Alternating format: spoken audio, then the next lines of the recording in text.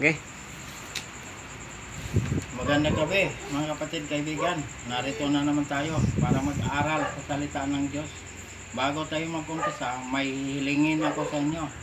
Paki-subscribe, paki-like, paki-share sa aming munting YouTube channel, Marlon Corret YouTube channel, para mapabilis pagpalaganap ang salita ng Diyos sa buong mundo at maipakilala natin ang ating Panginoong Hesukristo, nating Panginoong Tagapagligtas. Paki-subscribe, paki-like, paki-share. Maraming salamat po. Tayo na yung manalangin. Ama naming Diyos na makapangyarihan sa lahat. Salamat po Panginoon sa gabing ito. Narito po kami Panginoon para mag-aral sa iyong salita.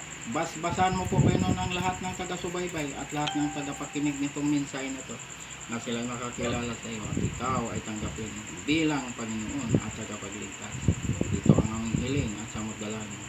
Sa pangalan ng aming Panginoong Hesukristo, naming pinagpapagligtas. Amen.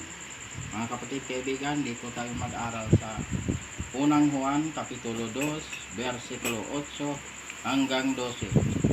Ito ang sinasabi dito sa versikulo 8. Gayon may, isinusulat ko sa inyo ang isang bagong utos na tunay sa Kanya at sa inyo, sapagkat ang kadiliman ay lumipas at ang tunay na liwanag ay tumatanglaw na. Yan ang sabi rito.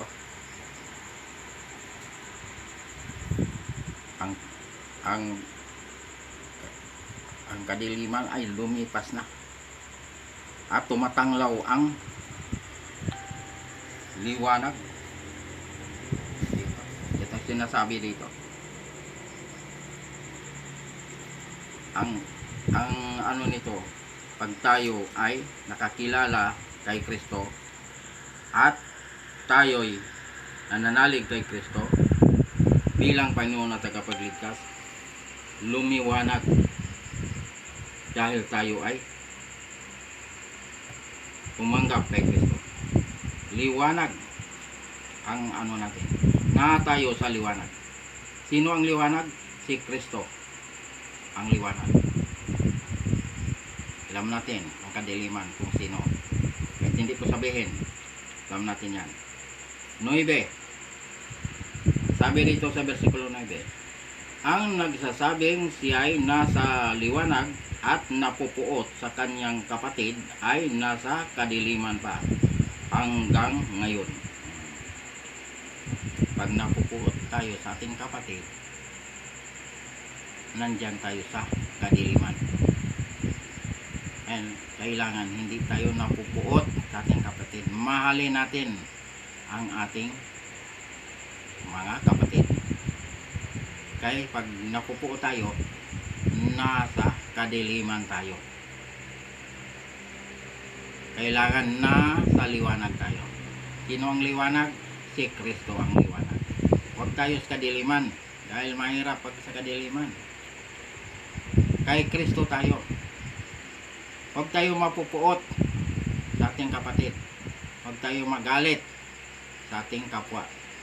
Dahil pag nagalit tayo sa ating kapwa, ating kapatid, nandiyan tayo sa kadiliman. Yan ang sinasabi rito. Kaya mahalin natin ang ating kapatid. Mahalin natin ang ating kapwa. Yan ang ibig sabihin nito, mga kapatid, kaibigan. Yes, ito ang sinasabi dito sa versikulo 10. Ang umiibig sa kanyang kapatid ay nananatili sa liwanag at sa kanya ay walang anumang kadilimang ikatitisod. Pag mahal natin ang ating mga kapatid, wala tayong dapat ikatisod. Dahil na tayo sa liwanag.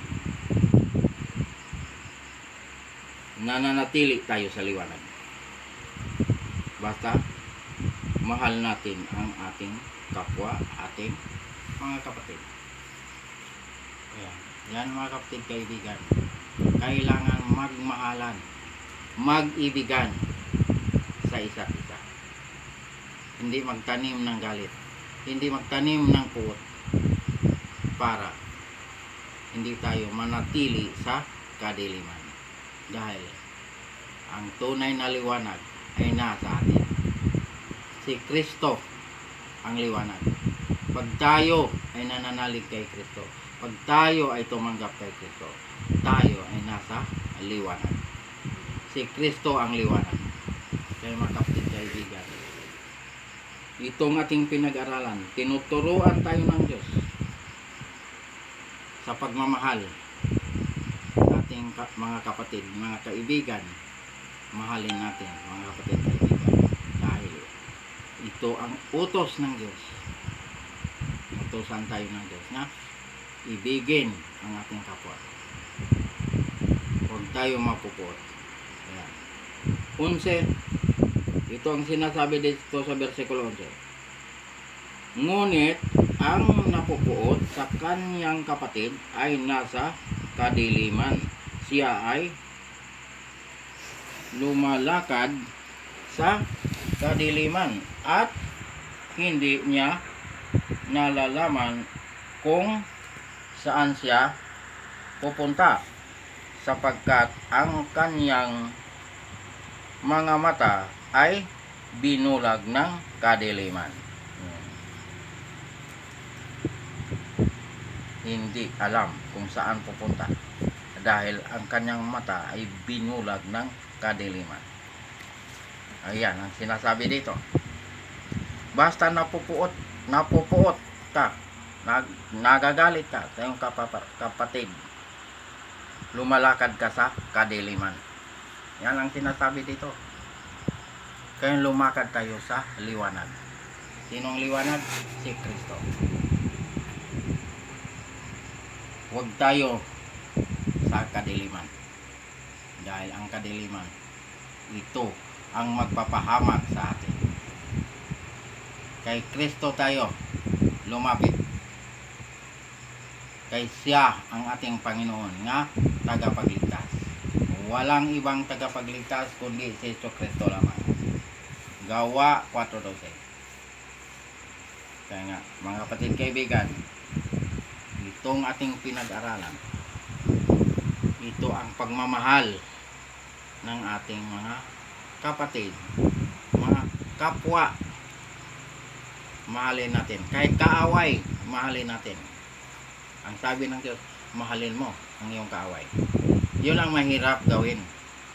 Kaaway, ipamahal mo. Pero ang utos ng Diyos, mahalin mo ang iyong kaaway.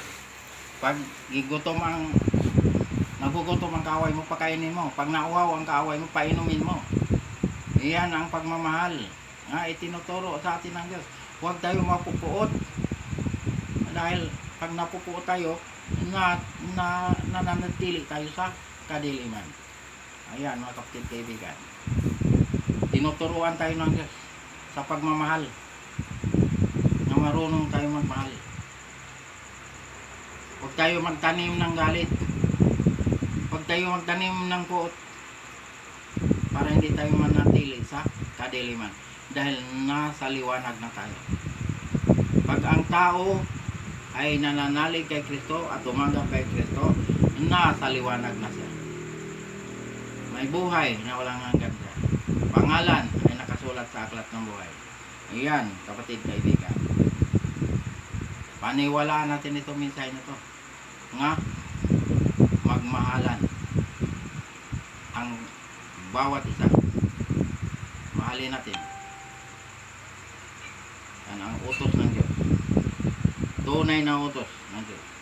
Mahalin ang ating kapatid, ating kapwa, pati kaaway, mahalin natin yan. Yan. Last verse 12. Ito ang sinasabi dito sa versikulo 12. Mga munting anak, kayo'y sinusulatan ko sapagkat ipinatawad sa inyo ang inyong mga kasalanan dahil sa kanyang pangalan. Pinatawad na tayo ng ating Panginoon dahil sa kanyang pangalan. Pangalan ng ating Panginoon sa Kristo. Paano? manalig kay Kristo. Tanggapin si Kristo. Ayan ang ibig sabihin nito. Pinatawad tayo ng ating mga kasalanan. Dahil tayo ay nananalig at tumanggap kay Kristo. Tayo ay mga ligtas na. Basta ang isang tao ay manalig at tumanggap kay Kristo, siya ay nagkaroon ng buhay na walang hanggan. Nagkaroon ng kaligtasan.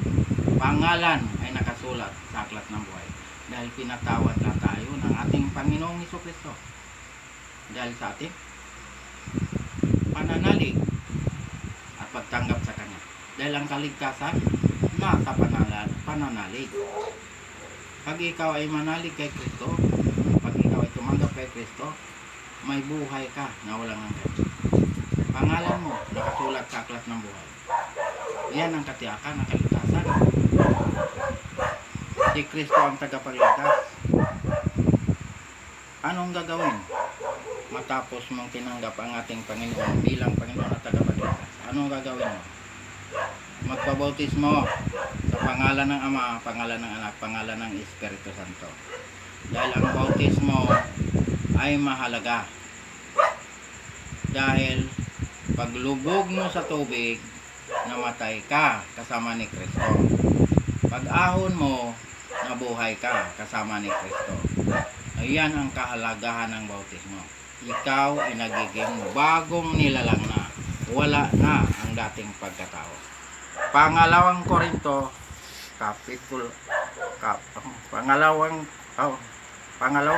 Kapitulo 5 versikulo 17. Bagong nilalang na. Wala na ang dating pagkatao. Siya ay bago na. Bakit nagiging bago? Dahil namatay na kasama ni Kristo. Nabuhay kasama ni Kristo. Ayan mga kapatid, kaibigan. Ikaw ay nakatawid na sa kamatayan tungo sa buhay na walang hanggan. Juan 5:24. Bakit nakatawid? Buhay ka pa. Nakatawid dahil sa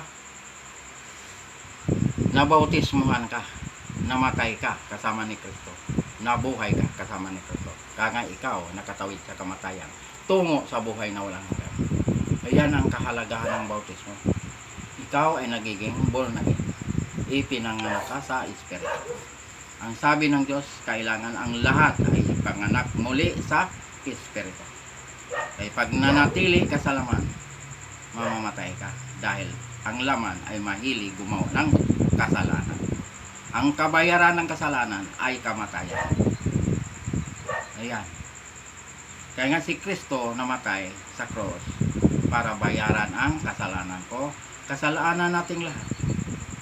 Wala siyang kasalanan dahil siya ay Diyos. Pero mahal niya ang tao. Namatay siya para bayaran ang kasalanan ko. Kasalanan nating lahat. Dugo ng ating Panginoon ang ihinugas ng ating mga kasalanan. Ganyan ang Diyos pag nagmahal sa bawat isa sa atin. Buhay niya ang ibinayan. Dugo niya ang ihinugas ng ating kasalanan. Kaya hindi ito kaya bilhin ang kaligtasan. Kahit sinong mayaman sa mundong ito, dito kaya bilhin ang kaligtasan. Dahil ang kaligtasan, buhay ng ating Panginoon ang ibinayan. Dugo ng ating Panginoon ang ihinugas ng ating kasalanan. Kaya nga, pagkaligtasan ang hanap, kay Kristo tayo lumapit. Manalig kay Kristo, tanggapin si Kristo bilang Panginoon at tagapagligtas. Ayan, nung natapos kang nabautismoan, anong gagawin mo? Sundin ang utos ng Diyos. Huwag lapastanganin ang utos ng Diyos. Huwag burahin ang utos ng Diyos. Huwag itakwil ang utos ng Diyos.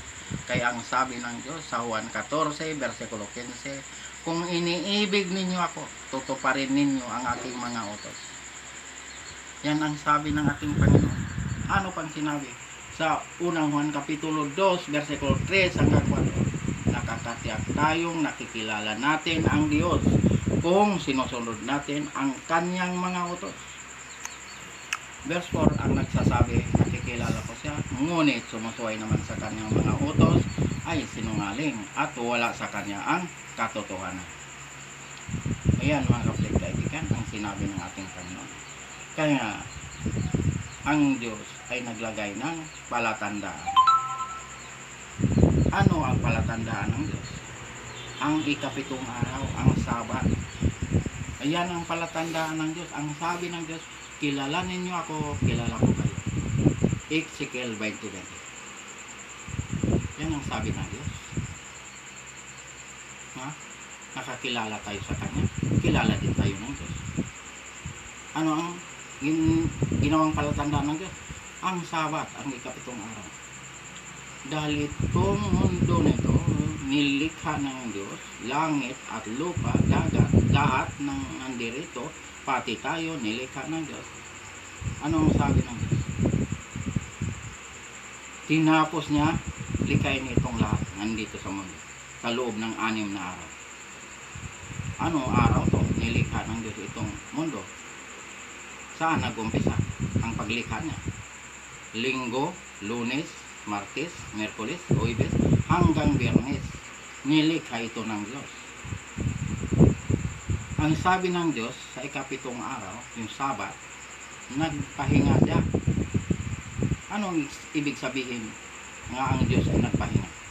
Napagod ang Diyos? Hindi napapagod ang Diyos.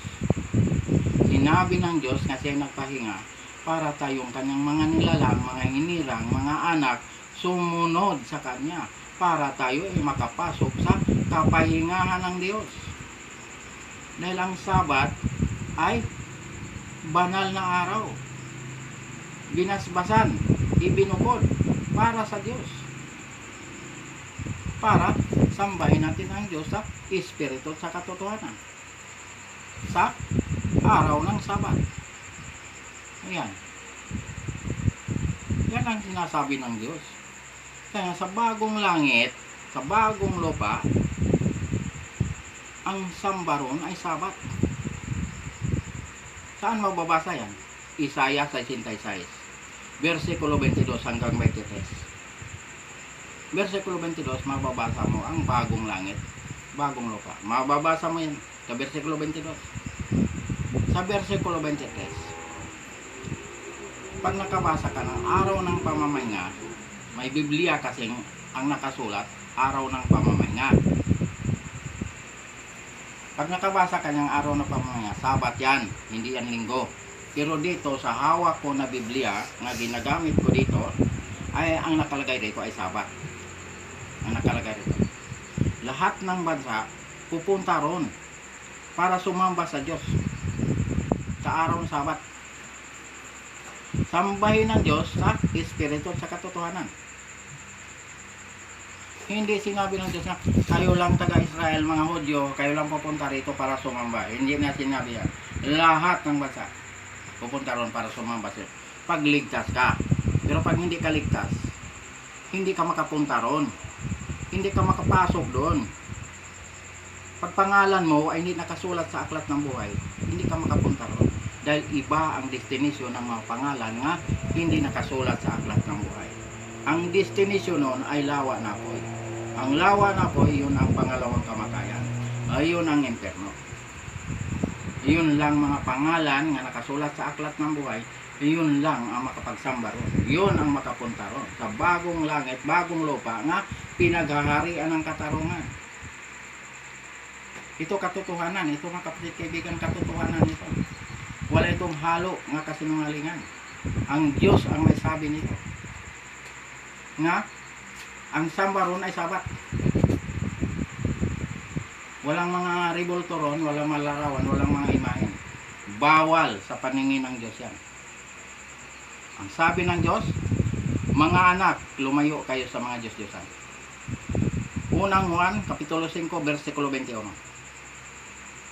Ang sabi ng Diyos, mga anak, lumayo kayo sa mga Diyos-Diyosan.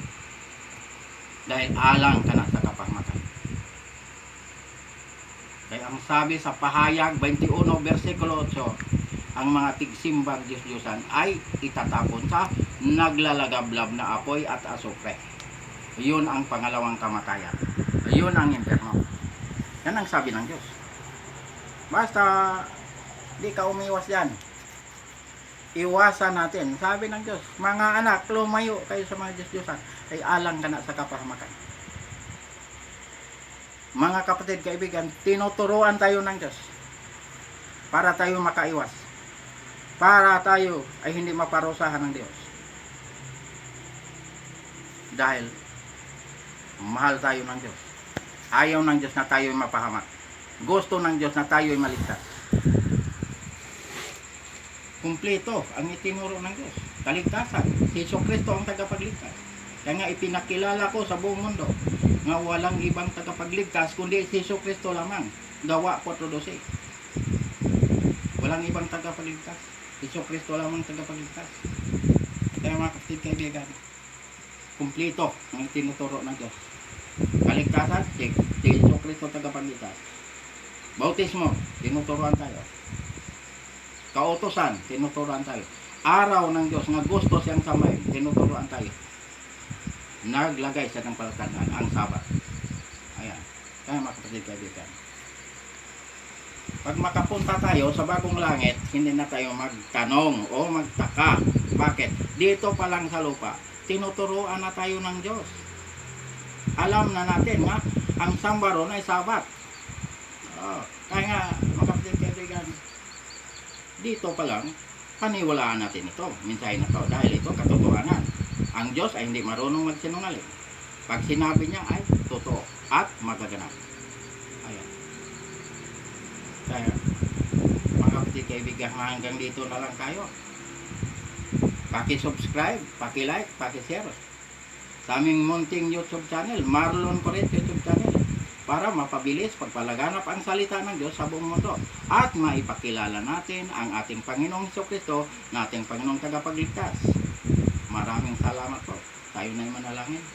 Ama naming Diyos na makapangyarihan, salamat po Panginoon sa mga salita mo namin na pag-aralan ngayong gabing ito. Basbasan mo po Panginoon ang lahat ng taga-subaybay at lahat ng tagapakinig nitong mensahe na ito, na sila'y makakilala sa iyo at ikaw ay tanggapin bilang Panginoon at tagapagligtas. Ito ang aming hiling at sa magdalangin sa pangalan ng aming Panginoong Jesucristo, naming Panginoong tagapagligtas. Amen. Amen.